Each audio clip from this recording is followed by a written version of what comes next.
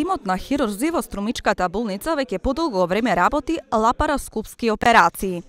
Како што соопштија од јавната здравствена установа Општа болница Струмица, во наредниот период ќе се работи на проширување на експертизата до едукација на лекарите од работата на оваа нова лапароскопска хирургија.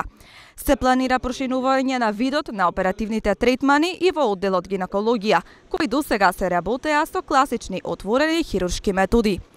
Според лекарите, со лапароскопската хирургија се овозможува полесен третман на пациентите, со минимални инвазивни третмани. Се предвидува помал губиток на крв, помал ризик од инфекции, полесно поравување и пократок престој на пациентите за разлика од сите останати хируршки интервенции.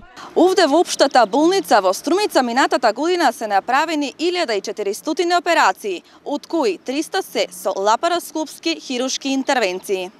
Струмичката болница од повеќе места доби донации од нова медицинска опрема, од нови медицински апарати во одделот на педиатрија, хирургија, кардиологија и хематологија.